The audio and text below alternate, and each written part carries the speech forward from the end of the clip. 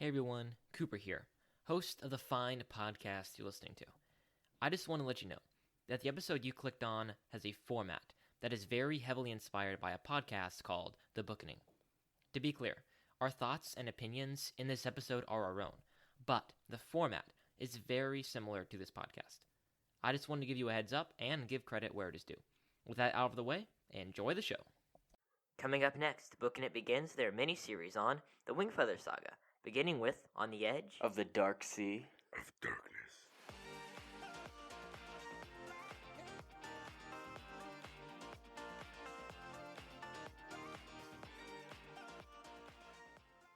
Hey everyone, and welcome back. I'm your humble and eloquent host, Cooper Cobbs. Joining me today are our three panelists, I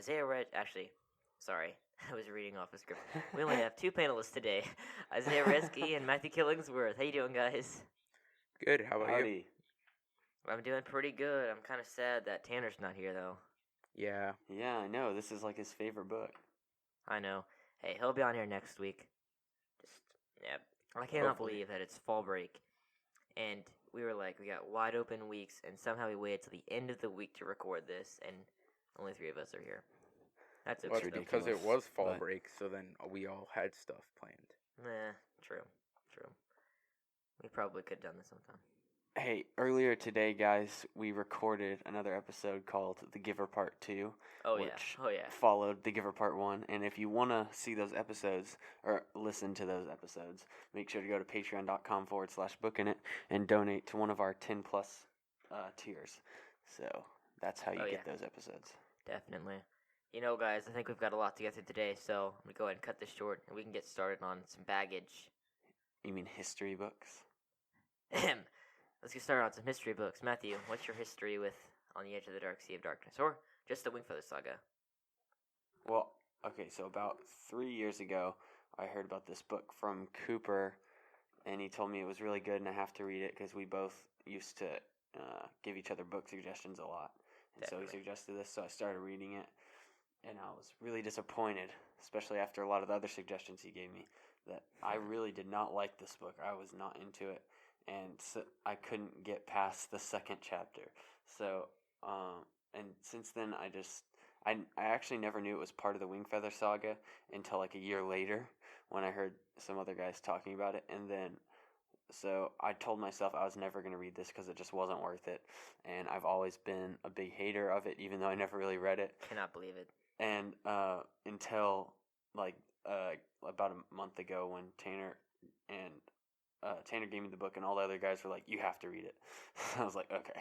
So I started reading it, and I still haven't finished the whole thing, but I'm getting there. I'm over halfway, so. All right, Isaiah, what about you? So, I had never actually heard of this book. Well, okay. So my friends were talking about it, and I didn't know, like, what the book was, or that it was a Wingfeather Saga, or called that, or anything like that. They were just talking about a good book, like, 3 or 4 years ago. And I just decided not to read the books they were talking about. And then, I think, like, the beginning of this summer, Andrew Peterson, who wrote the books, read them out loud, like, on YouTube and Facebook. So that's when I listened to them.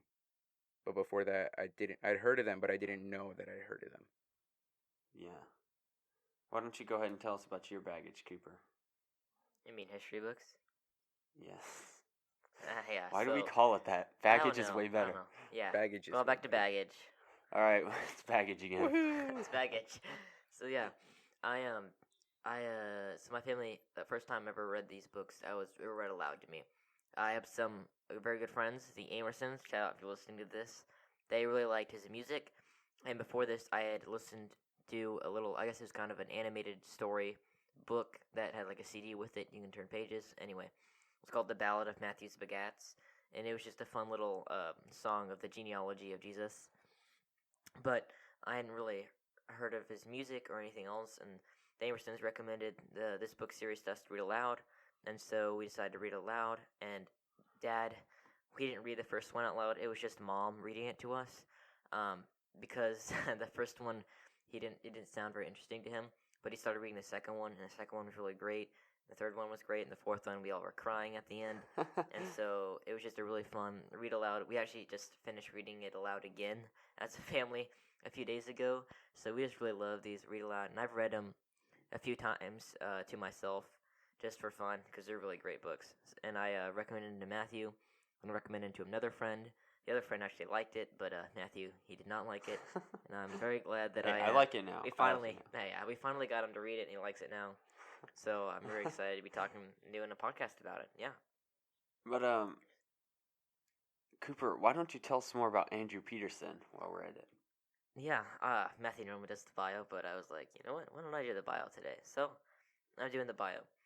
So he was born in like 1974 in Illinois, but he was relocated soon to Florida, and he spent most of his life there. He was born to a pastor.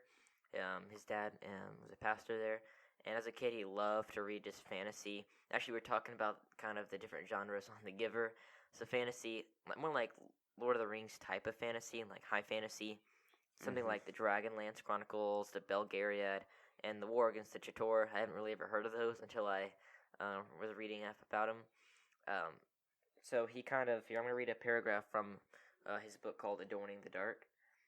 The book lifted me straight out of the mossy pines in North Florida and plopped me down in a magical world, just as surely as Lucy stepped through the wardrobe and found herself in Narnia. My young mind crackled with longing, though I wouldn't have known to call it that. I merely said to myself, man, that's so cool, in an awestruck whisper. So he really he considered himself kind of like an outcast, and he really just loved reading fantasy, and it just kind of transported him to another world, you know. And he just loved to read. Here, I'll read another paragraph from Adorning the Dark here. So in those days, I was restless without a book in my hands, without the hope of some new story around every turn to enliven my deadening senses. Unlike most of my friends, I didn't want a truck or a job or a scholarship. I wanted a horse and a quest and buried treasure. But there were no real quests anymore, not in my town, so I had to make them up. And that led to a series of hijinks that I'll write about when I'm old, and most of the witnesses are dead, and the statute of limitations has run out. So basically, he just loved reading these, and he loved actually kind of writing these, and maybe even like doodling and notebooks about them, and it really kind of motivated him to help write the Wingfeather Saga later in life. Yeah, I was listening to a podcast about him, and he was like, you know, whenever I got to a part where I didn't know what was going to happen next, he was like, what would Kid Andrew do? What would he want to happen next? And he really just wrote off that. So Really? after he graduated high school, he went to Bible college, and he kind of met the Lord there. He was a Christian before, but well, maybe he wasn't. But he was one of those guys who knew like Jesus was real and knew who he was. But in college, he really just had a full-on encounter with Christ. And so after that, he dedicated his life to being a worship singer for him, and just kind of using his gifts for the Lord, and especially singing.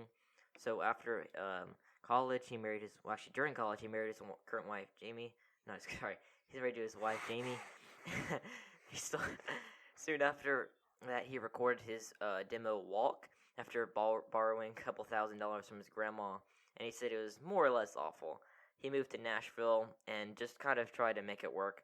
They really couldn't find any gigs or anything. But then a really old band, well, not really old, but they're called Caedmon's Call. They really just kind of opened the door. They let him open for him, and ever since then, his music career just kind of took off. Right now, they have 3 kids. They have Asher, Aiden, and Sky, and he's written multiple albums. And he has written also the Wingfeather Saga and a book about creativity, which I really love, called Adorning the Dark, and I highly recommend it. So that's just kind of some background on him. All that to say, he's basically Cooper's superhero. Yep. I don't know. Not maybe not a superhero, but I really like him. He's got a great story. I just really like Adorning the Dark too. So I think he's just a great guy. Awesome. But now let's talk about his great book that he wrote. Let's do it. So Matthew, So- you've never you mentioned kind of it in your baggage, but you've never finished the book. What did you think this time, though? I mean, I thought it was good enough to keep reading, even though you guys are making me read it. I think if I'd gotten to this point, I'd probably go ahead and finish it, Yeah. just to know what happens. Trust me, the next one is a lot better. Oh yeah. Yeah. I think it just gets better every book. Yeah. Really? I think that Yeah. North of the Beaten's better than Monster in the Hollows. That's just my opinion. Hmm. Anyway, So in the beginning, it's like really funny or kind of comedic and kind of juvenile. Does it really feel like a comedy story in the beginning? It kind of does, yeah. That's what I thought it was when I was listening to it. Yeah. Yeah. What about you? Especially, I wanted to bring this up because usually you ask for opening thoughts, but you didn't this time. Oh, but I'll yeah, bring it up. sorry, I should ask that, yeah. I want to talk about footnotes at first. Yeah, So we'll definitely get to yes. I'm a little confused. Are those are they just like everything in those footnotes just to be goofy because he just makes it all up, or is how does that work? So, in the first book, most of them are funny. Yes, the second, third, and fourth books they're a little less common, and they give more of history and background instead of just being funny. Like my favorite footnote that he did. So he's talking about the Thags, which is their schoolwork, and it's called Three Honored and Great Subjects, and it's basically writing, drawing, and song.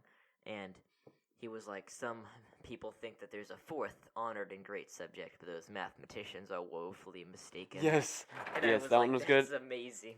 But that was funny. But my personal favorite was when they were all listening to the Dragons, and it was like, the mayor promised to never pick his nose again. Yes. And then the footnote goes, he broke his promise on the way home. Yes, that was hilarious. That was so funny. Yeah, I was watching him read these aloud too, and he laughed at one. I remember it was about this guy who wrote the Age of the Kindly Flabbits or something like that. And he was saying, he disappeared, but people still enjoy saying his middle name, and it was like Chooch or something like that. Yes, yeah, really I remember that one. Yes. Yeah. Isaiah, what do you think about these footnotes? They are pretty funny, at least in the first book. I remember, actually, I think it's in the second book, like near the beginning. It was like this name of an animal, and then it did a footnote to describe it, and all it said was, ugh! Yeah. It was that exact sound effect right there. Every time I read that, I'm just gonna keep that sound effect in mind that Isaiah just did. Yes, exactly. So the intros, besides being funny, do they set up the world well, or do you think they're just really being funny? I guess it kind of does both at the same time. Yeah. I mean, it's pretty similar to Earth. They don't. I mean, it's obviously not modern technology and stuff. Right. But they just have it's interesting how some things have the same names and some don't. Mm-hmm. You know. I try to think about it. Are those like tomatoes, basically? Yeah, I know. I don't know what they are. It's a potato-tomato mix. I don't know. Like, there's almost... But then they have some funny stuff that's like butter bread is just like the normal thing. Right. And it's, they just like mix words and it's like a normal thing in their world. Yeah, the animals, there's not a lot of similar animals. Like, they have like a horse and a dog, and that's about all the same animals that they have. Mm-hmm. And they're all made up. Yeah, and then there's a tooth cow. Or toothy cow. Toothy cow. Yeah, toothy cow. You think that Andrew Peterson wrote this first as like a comedy kids book for younger kids, but then made the next books less so? Isaiah, this question is mainly for you since you've read the other ones. I think so, yeah. I mean, I think all of them still have comedy in them, but not as much as the first. Definitely. Yeah. Definitely. Matthew, do you think this is really juvenile right now? Or how juvenile do you think it is? I mean, yeah, maybe not really, but I think it's... Think it's what? I don't know. I think it's a little bit more that way. Yeah. Than most books I read right now, I guess. Mm-hmm. Especially the books we've been reading for school. I think this is a little more juvenile than that. Yeah.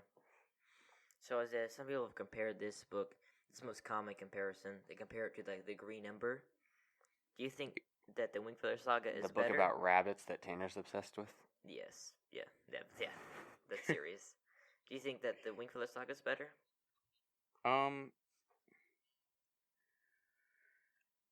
It just depends on what you like. It's just how it is. They are similar in ways, a little bit. Except one's about rabbits. Yes. Yes, but they are still kind of similar. But, I don't know, I like the Wingfeather Saga better. Yeah? Yeah. Okay. Do you think that the dialogue's better here? You think the writing's better here?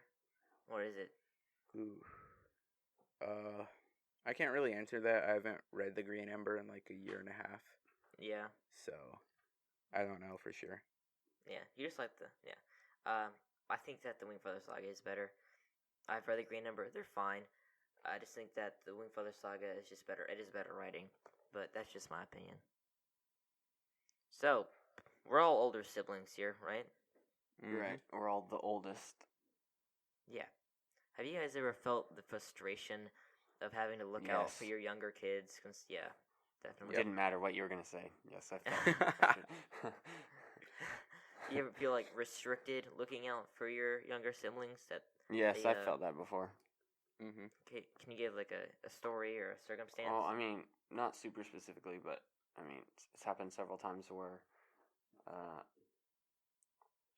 actually, I can think specifically. Like sometimes when, like maybe after a football game, my whole team is going out somewhere to eat and hang out afterwards, and I don't get to go because my youngest siblings have to get home to go to bed, and so I get to go home too, because I can't drive yet. So You have your permit though. yeah, but they only Yeah. brought one car, so. Oh, that's true. Okay. Isaiah, what about you? I mean, mainly it's just like when my sister won't listen to me or anything like that. Oh yeah. Yep. Really? Or when my mom and dad go out and I have to take care of her. Oh yeah. That just means I'm give sure her it's cupcakes. so and- hard taking care No, of one okay. sister who's 11 years old. Yeah, whatever. So Poto says that sometimes a man means putting others before yourselves. You think that's a good definition of being a man? I Or mean, a good I quality? guess it's a good quality. It's not the only quality or the only. Yeah, I kind of phrased that definition, wrong. but yeah. What do you think about it, Isaiah? I think, like Matthew said, it's definitely not the only quality. It is a great, man. I'm trying to say this where it's not the same thing Matthew just said. Yeah, no, I'm just gonna say what Matthew said. Oh, okay. Yeah, I mean, sometimes being a man doesn't mean just to do everything yourself. It means letting others or more capable people sometimes do it, or just, being willing to humble yourself or sacrifice yourself. I think to an extent it can also mean the opposite. Like being a man can also be doing stuff for other people. Oh, yeah. Yeah. I guess it can be the same thing. It can be the same thing. Put them first, as in Right. do the work so Exactly. they don't have to. Or Exactly. I think That's a good- Poto's that's a good pretty comparison. funny. He's a pretty funny character. Oh, I feel like he gets Especially more in the accent. piratey as the book goes on too. Oh, Really? definitely. You know what I mean? Because I'm a little after halfway now, and now I feel like now I picture him as that pirate guy from the Lego Movie. Seriously? You know, Wait, he's just yes. Seriously? He's literally just like all pirate. Yes. Okay. You don't? What do you picture him as? He's any literally he has a illustrations? peg leg. He's like just I big don't picture him as ruffled. some bodiless robot pirate Lego guy. I just Okay, go ahead and come say on. that. bodiless, With it- organless. I thought he Everything had a was- shark for an arm. Oh come on, you know what I mean? Just not like that. Just like a big pirate guy with a peg leg. Yeah. Never mind. But Yeah, he I also kinda see started that. talking more like a pirate as the book goes on. That's Oh, true. really? Yeah. More than you did at first, yeah. I didn't know. Oh, definitely.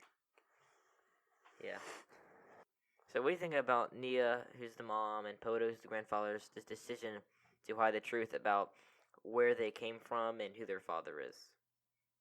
Just to kind of protect them. Yeah. I know, Matthew, you that's don't one exactly thing. know who it is. I don't know who the yet. dad is yet. Okay, I have a guess though. Is it that singer guy? Wait, actually, don't tell me. That's my guess Armland though. the Bard? No, it's not. It's not. No. Is it the guy that threw the rocks?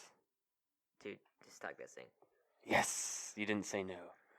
No, I knew it was one of those two. It's not, but it's not. I also thought it might have been Armeland, whatever you say I his name, just the said no bard, to that. who threw the rock. No, I thought it might have been him who threw the rocks. Bro. actually, I had the same exact thoughts when I was listening to it that Matthew's having. right Okay, now. so now all my Just theories answer are the wrong. Good question. to know. What? I what never was the said they were question? wrong. I said I thought the Okay, same thing. Isaiah, spoiler free. Answer the question. Wait, What do you was the think about question Nia again? and Poto's decision to hide the truth about where they came from and who their father is? I mean, What do you mean where they came after from? That was a little reading the sketchy. whole series, Is their father the dragon? Oh my gosh. I got it. No.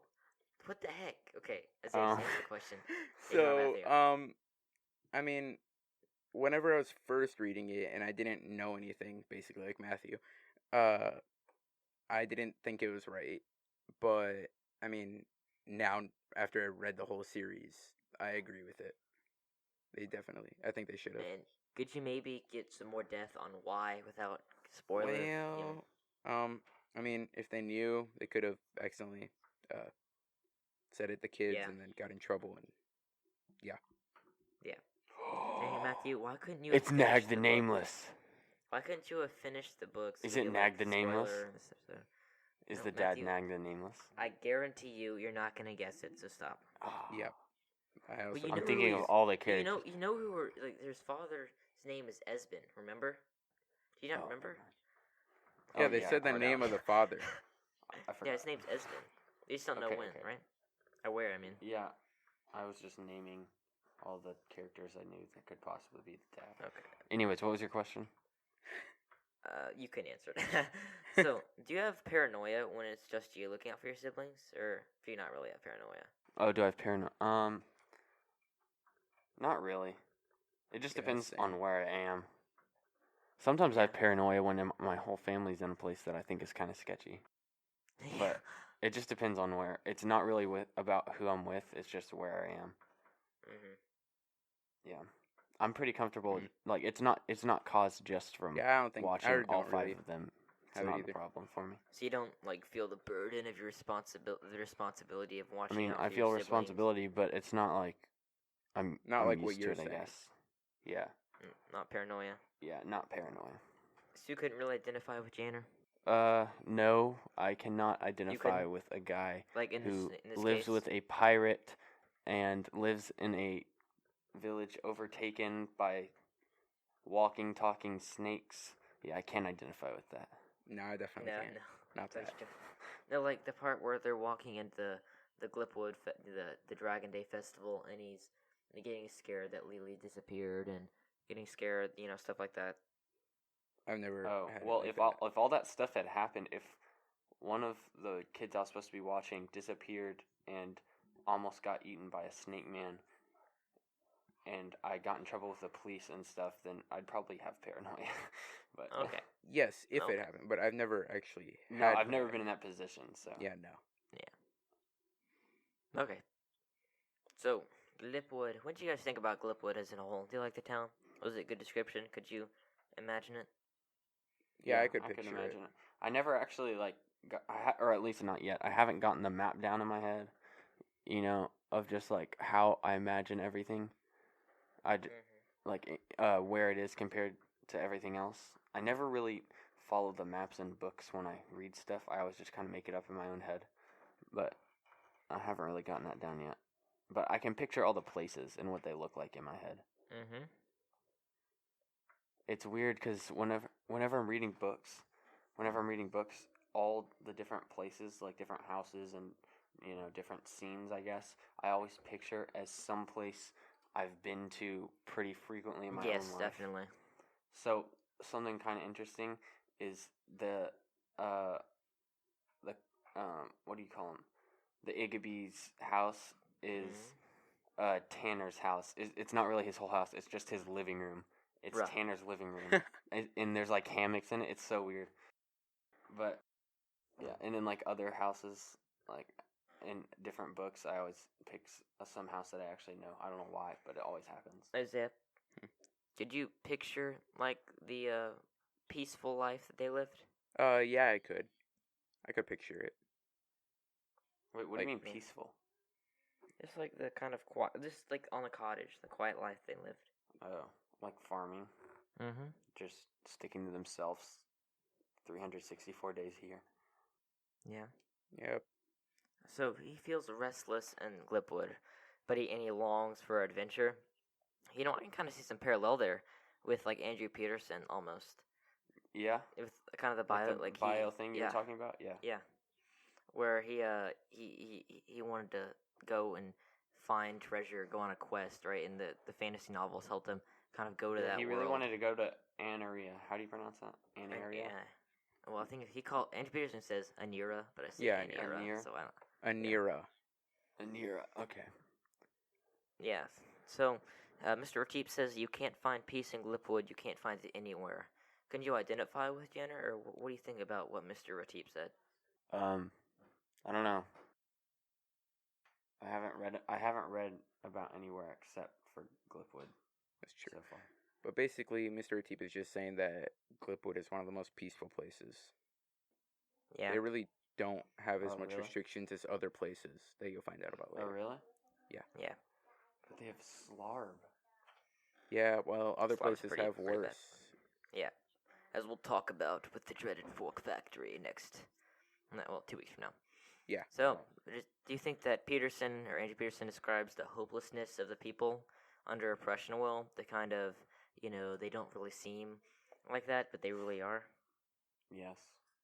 Yeah. Zay, what do you think about it?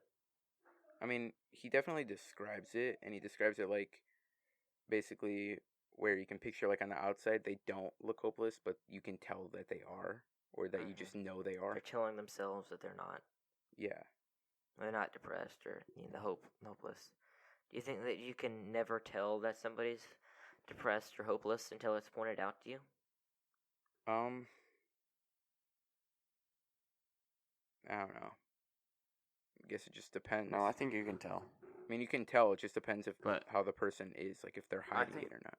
I think humans can tell, to a certain extent, other humans. You can read Yeah. feelings some, and I think you can read depression most of the time, unless they're just really good at hiding it. But I think like all the people of Glipwood, they kind of put on a fake face whenever they went out anywhere.